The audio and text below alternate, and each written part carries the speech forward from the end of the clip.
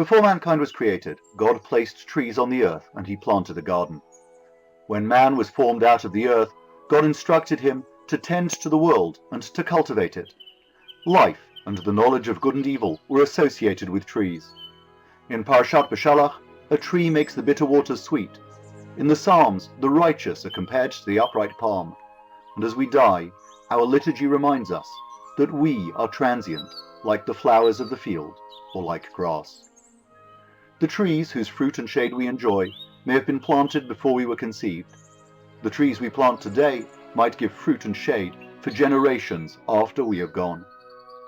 It is true that mankind is compared to the tree, but in its stature and in its longevity, in some ways as an image and as an icon, the tree exceeds mankind. The festival of Tu BiShvat is, on one level, nothing more than the marking of an agricultural tax year. However, on a spiritual and a symbolic level, it helps us to focus on our relationship with our environment, the splendor and beauty of nature, the bounty of our natural and cultivated spaces. Tu BiShvat reminds us of that fine balance between the fruits and the benefits we derive, and our responsibility to care for and to conserve the resources on which we depend. The Midrash teaches that when God created the first man, he took him around to all the trees in the Garden of Eden and said to him, "See my handiwork, how beautiful and choice it is.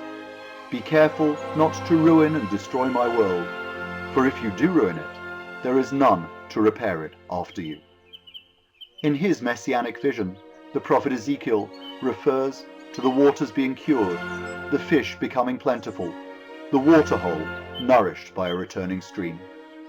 In our world, these are significant themes. Our daily news discusses waste management, recycling, strategies for water conservation and treatment.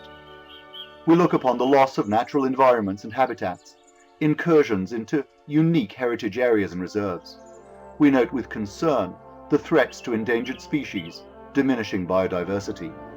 On a local and on a global level, we have a spiritual and a civic responsibility to our surroundings. The Torah and Jewish sources abound with environmental teachings. The Talmud prescribes systems of waste management and the recycling of spent materials. We are enjoined to plant trees and nurture green spaces.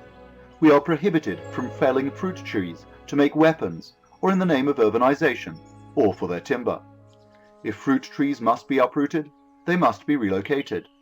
We are mandated to leave land fallow in the sabbatical year. Even though we may exploit our fields, we must allow for natural regeneration.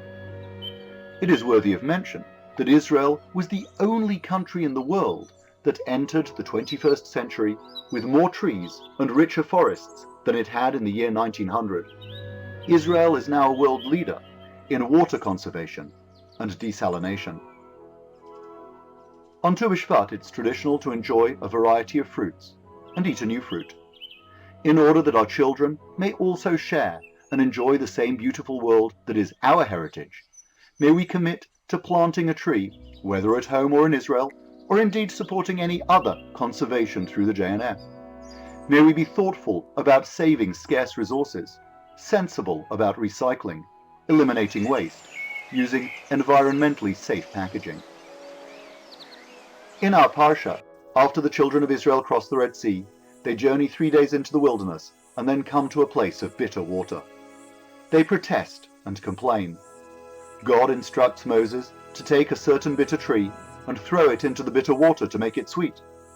Immediately afterwards, God establishes a special ordinance and makes a commitment to heal and protect his people. The commentaries observe that sometimes the Torah presents a bitter first impression.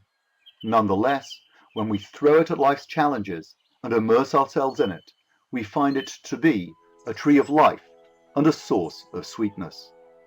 Environmental responsibility may entail small sacrifices, but our world is surely worth it. This is Rabbi Jeremy Lawrence wishing you all the best for Tu BiShvat and a Shabbat Shalom.